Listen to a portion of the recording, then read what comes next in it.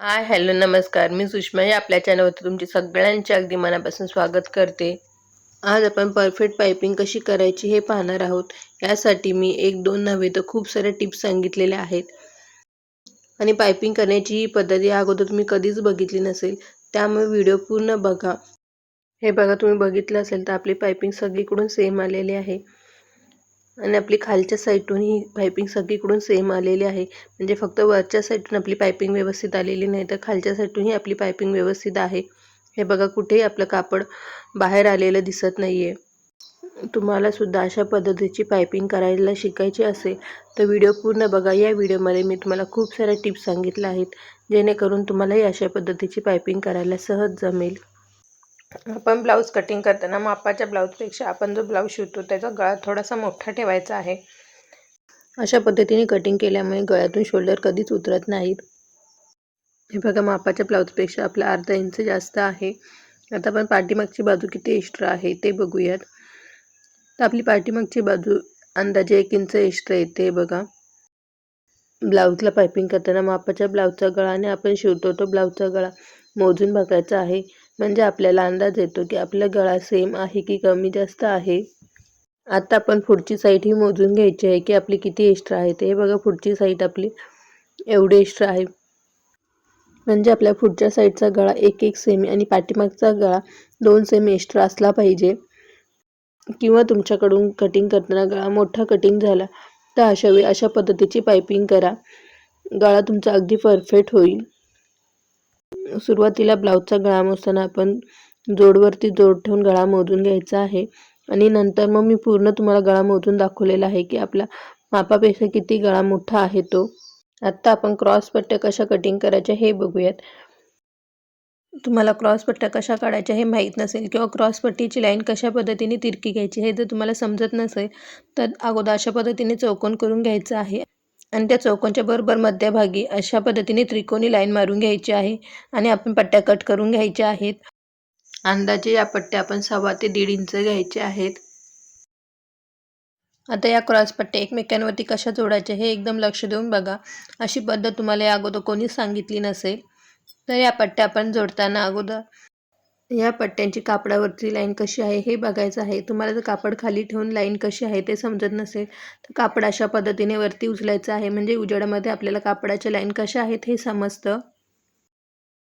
म्हणजे पट्टी बनवताना सगळ्या लाईन एकाच दिशेने आल्या पाहिजेत. म्हणजे आपण जेव्हा गोट बनवतो तेव्हा आपला गोट पलटी पडत नाही. बऱ्याचदा जोडवरती गोट उलटा पडतो. तुमच्यासुद्धा जर जोडवरती गोट उलटा पडत असेल तर अशा पद्धतीची ही ट्रिक वापरा. म्हणजे तुमच्या जोडवरती गोट कधीच उलटा पडणार नाही.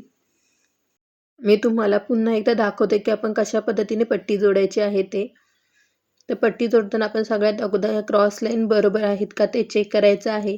नंतर पट्टी एकमेकांवरती ठेवून पट्टीची टोकं व्यवस्थित कट करून घ्यायची आहेत. कट करताना जास्त क्रॉसही ठेवायचं नाही किंवा जास्त सरळही ठेवायचं नाही. अशा पद्धतीने थोडंसं क्रॉस करायचं आहे आणि सुरुवातीची टोकं कापल्यानंतर पट्टी अशा पद्धतीने एकमेकांवरती ठेवून त्यावरती शिलाई मारून घ्यायची आहे. तुम्ही अशा पद्धतीने पट्टी जोडली तर तुमचा गोठ जोडवरती कधीच उलटा पडणार नाही. आणि कितीही छोट्या छोट्या क्रॉस पट्ट्या असल्या तरी तुम्हाला त्याचं टेन्शन येणार नाही. आपल्या क्रॉस पट्ट्या छोट्या असल्या की आपल्याला टेन्शन येतं की आपला गोठ कसा होईल. पण तुम्ही अशा पद्धतीने जर पट्ट्या जोडल्या तर तुम्हाला अजिबात टेन्शन राहणार नाही. आणि आता आपण पट्टीची व्यवस्थित अशी लेवल करून घेतलेली आहे आणि ब्लाऊजचा गळा अशा पद्धतीने ठेवून घ्यायचा आहे आणि आपण जी पट्टी तयार केली होती ती डबल करून घ्यायची आहे आणि मोजून बघायची आहे की आपली पट्टी आपल्याला बरोबर आहे की कमी पडते ते.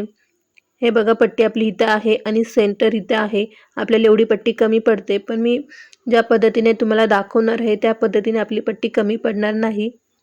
तर आता आपण चला बघूयात की गळ्याला पट्टी कशा पद्धतीने लावायची आहे ते. त्या अगोदर हे जॉईंट आहे त्यावरती अशा पद्धतीने बोट फिरवून घ्यायचं आहे. म्हणजे जॉईंट आपले एका साईडला होतात. शोल्डरचा जॉईंट आहे तो पाठीमागे टाकायचा आहे आणि त्यावरती बोट फिरवायचा आहे आणि कटोरीचा जो जॉईंट आहे त्याला अशा पद्धतीने वरती घ्यायचा आहे आणि त्यावरती बोट फिरवायचा आहे. म्हणजे ज्यावेळी आपण पट्टी लावतो त्यावेळी जॉईंट एकाच साईडला व्यवस्थित पडतात आणि पायपिंगसुद्धा पटपट करता येते. गळ्याला पट्टी लावताना सुरुवातीला थोडी पट्टी पुढे सोडायची आहे आणि नंतर पट्टी लावायला सुरुवात करायची आहे. आता पट्टी लावताना आपण कशा पद्धतीने पट्टी लावतो हे तुम्ही अगदी लक्ष देऊन बघा, म्हणजे तुम्हाला समजेल की पट्टी कशा पद्धतीने लावायची. कदाचित तुम्हाला ही पद्धत कठीण वाटत असेल, पण तुम्ही या पद्धतीची प्रॅक्टिस केली तर तुमचा गोट कधीच बिघडणार नाही. एका हाताने पट्टी थोडीशी ओढायची आहे आणि दुसऱ्या हाताने हे कापड आपण पुढे सरकवायचं आहे. तुम्ही जर ही पट्टी जास्त जोरात खेचलीत तर आपला गळा मापापेक्षा जास्त कमी होईल. जर तुम्ही पट्टी थोडी सैल सोडली तर हा गळा मापापेक्षा मोठा होईल. त्यामुळे ही पट्टी ओढताना हलकीशीच ओढायची आहे. तुम्हाला एकदा याची प्रॅक्टिस झाली की सहज जमेल. अशा पद्धतीने आपण पायपिंग केली तर आपला गळा शोल्डरमध्ये व्यवस्थित बसतो. किंवा जर तुमचा गळा कटिंग करताना मोठा झाला असेल तर अशा पद्धतीने तुम्ही पायपिंग केली तर गळा तुमचा मापात येईल. हे बघा, आपली पट्टी ही जोडून झालेली आहे आणि पट्टी थोडीशी शिल्लक राहिलेली आहे आणि आपण मागाशी मोजलं तेव्हा आपल्याला थोडी पट्टी कमी पडत होती. पण आपण पट्टी अशा पद्धतीने जोडली आहे की आपली पट्टी एकदम परफेक्ट झालेली आहे. आता आपण ब्लाऊज व्यवस्थित करून घ्यायचा आहे आणि पुन्हा एकदा आपण ब्लाऊजचे गळे व्यवस्थित मोजून घ्यायचे आहेत की आपण ते खेचलेलं आहे ते बरोबर खेचलेलं आहे का कमी जास्त झालेलं आहे. बऱ्याचदा काही कस्टमरची तक्रार असते की मापाप्रमाणे आपला ब्लाऊजचा गळा झालेला नाही किंवा ब्लाऊज गळ्यातून उतरतो. अशा वेळी आपण हा गळा त्यांना मोजून दाखवायचा आहे की आपला गळा मापाप्रमाणे सेम आलेला आहे. हे बघा, मी जोडवरती जोड पकडलेले आहेत आणि आपला गळा मापाच्या ब्लाऊजप्रमाणे सेम आलेला आहे. अगदी सुतभर सुद्धा कमी जास्त झालेला नाही. जर तुमचा मापाच्या ब्लाऊजपेक्षा गळा मोठा झाला असेल तर तुम्ही पट्टी अजून जरा जास्त खेचायची आहे, म्हणजे गळा आपल्या मापात तयार होईल. जरी तुम्हाला ही पद्धत थोडी कठीण वाटत असेल, पण तुम्ही याची एकदा प्रॅक्टिस केली की तुम्हाला हे अगदी सोपं होऊन जाईल आणि इथून पुढे तुम्हाला गळ्याचा प्रॉब्लेम कधीच येणार नाही. आता आपण पट्टीला बोटाने अशा पद्धतीने करायचं आहे, म्हणजे आपली पट्टी व्यवस्थित खाली बसेल. व्हिडिओच्या एंडिंगला सुद्धा काही टिप्स दिलेल्या आहेत, त्यामुळे व्हिडिओ पूर्ण बघा. तसेच तुम्हाला काही शंका असेल, काही समजलं नसेल तर मला कमेंट करा, मी तुमच्या प्रश्नांची नक्कीच उत्तरं देईन. आणि आता आपण अजून थोडीशी पट्टी कट करणार आहोत, म्हणजेच पट्टीची व्यवस्थित अशी लेवल करून घेणार आहोत. पट्टी कट करून झाल्यानंतर अंदाजे आपली पट्टी ही अर्धा इंचाची आहे. अगोदरची पट्टी ही आपली 1.5 इंचाची आहे. मी मगाशी तुम्हाला दाखवायला विसरले होते, म्हणून आता पुन्हा एकदा दाखवते. व्हिडिओमध्ये दाखवल्याप्रमाणे पट्टी फोल्ड करून घ्यायची आहे. अगोदर या सगळ्या शिलाई पण या पट्टीच्या आतमध्ये घ्यायच्या आहेत आणि पुन्हा एकदा ही पट्टी फोल्ड करायची आहे आणि त्यावरती शिलाई मारायची आहे. शिलाई मारताना बरोबर आपल्या लाईनवरती शिलाई आली पाहिजे. तुम्हाला परफेक्ट पायपिंग बनवण्यासाठी खूप साऱ्या प्रॅक्टिसची गरज आहे. तुम्ही जेवढी जास्त प्रॅक्टिस कराल तेवढी तुमची पायपिंग जास्त चांगली होत जाईल. अशाच पद्धतीने आपण सगळीकडून व्यवस्थित अशी पायपिंग करून घेणार आहोत.